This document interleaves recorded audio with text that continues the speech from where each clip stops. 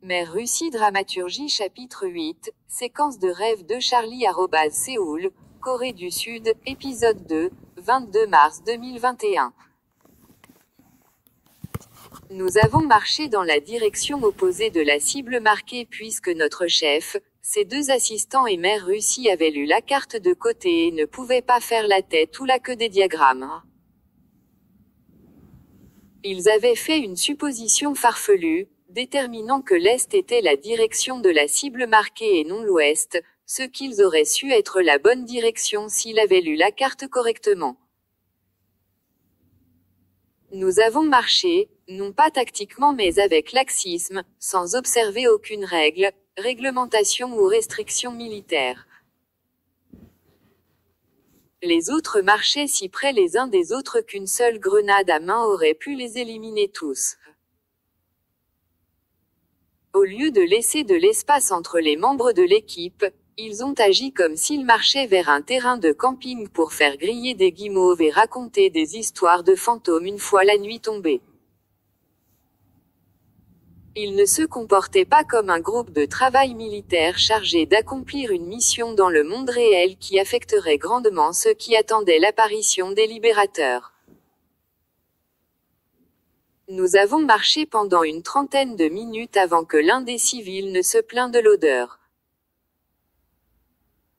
Le chef nous a permis une pause d'environ 1 heure. 8 d'entre eux étaient assis étroitement ensemble et fumaient à la chaîne, parlant fort. À tout moment, les étincelles de leurs cigarettes pourraient déclencher un incendie de forêt. Personne ne semblait se soucier de rien, surtout en termes de couverture et de dissimulation, de mouvement des troupes, de discrétion ou de survie.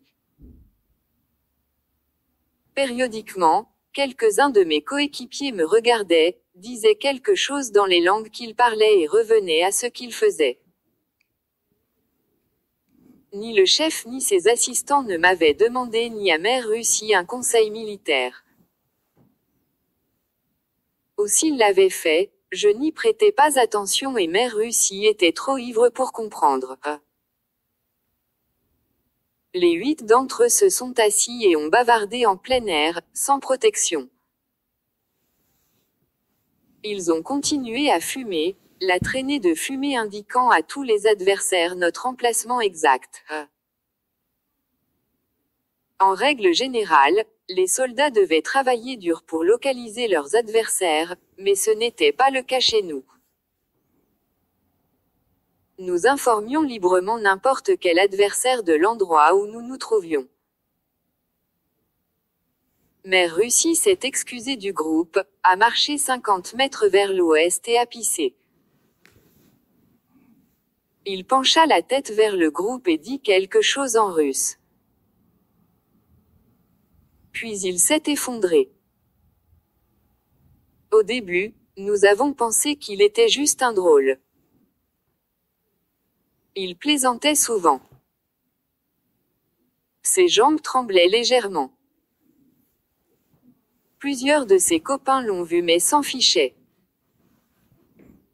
5 minutes passèrent, puis 10, puis 30. À ce moment-là, le chef a crié aux Russes endormis. Mère Russie avait cessé de trembler. Il gisait sans vie. Puis l'idée qu'il pourrait être mort est venue à l'esprit de tout le monde. Nous sommes allés là-bas lentement, le chef, ses assistants et la moitié du groupe. J'étais quelque part au milieu et les autres étaient à l'arrière. Nous nous tenions dans une formation en fer à cheval. Mère Russie faisait face au sol. Il n'était pas tombé en arrière mais s'était plutôt effondré en avant. Ses bras et ses jambes étaient écartés sur ses côtés dans une position étrange. Il ne respirait pas. Une mousse blanchâtre effrayante coulait de sa bouche. Nous nous sommes tenus en silence et avons regardé, D'autres ont continué à fumer en chaîne. Le chef a poussé l'épaule gauche de Mère Russie à l'aide d'un bâton qu'elle avait trouvé à proximité. Pas de réponse. Le chef a ordonné à ses assistants de livrer Mère Russie. Ils ont refusé. Le chef s'est tourné vers les autres.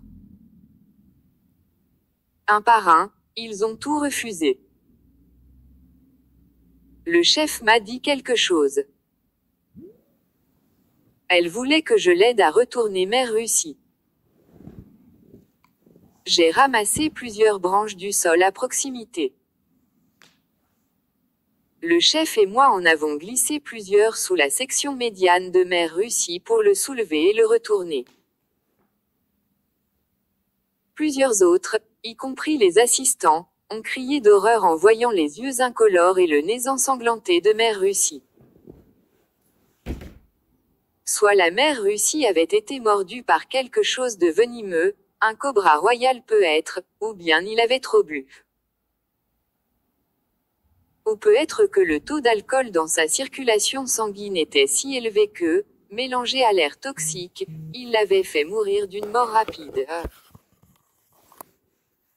Nous nous sommes arrêtés et avons regardé le corps sans vie de Mère Russie sans but. Nous n'étions pas perdus dans nos pensées et ne ressentions aucune peine pour l'ivrogne.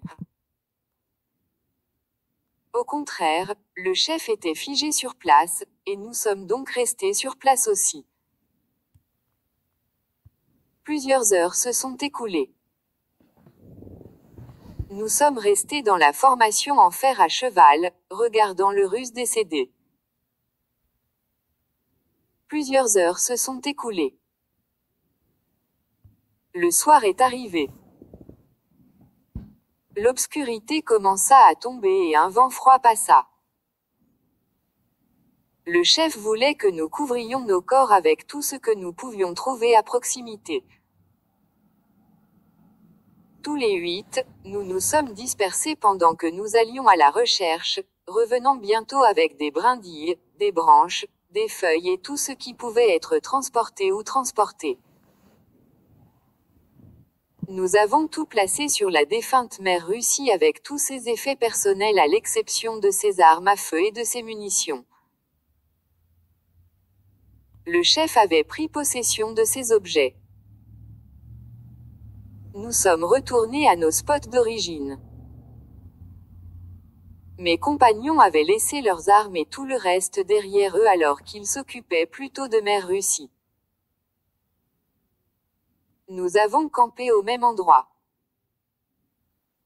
Cela faisait presque 24 heures depuis le débarquement, et nous avions parcouru moins d'un mile. Pendant que la dirigeante et ses assistants discutaient du statut de Mère Russie avec Bunker Zulu, nous avons tout trouvé des endroits confortables pour dormir pour la nuit. Une personne a commencé un feu de joie. Nous nous sommes assis autour de lui. Tous les ennemis sauraient notre emplacement à des kilomètres de distance, notre feu de joie était la seule lumière sur toute l'île rocheuse. Il n'y avait pas de garde. Nous avons tous les 8 dormi en même temps.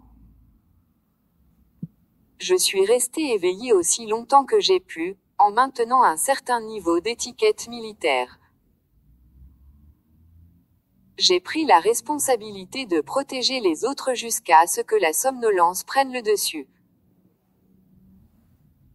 Puis, un peu avant minuit, après avoir veillé à protéger les 7 autres, je me suis assoupi. Au début, j'ai cru rêver en entendant les cris des loups. Je rejetais le son et m'assoupissais à nouveau. Quelques minutes plus tard, les loups hurlèrent à nouveau, semblant plus proches qu'avant. Je me suis levé rapidement et j'ai scanné la zone. Le NVG attaché à mon arme à feu principale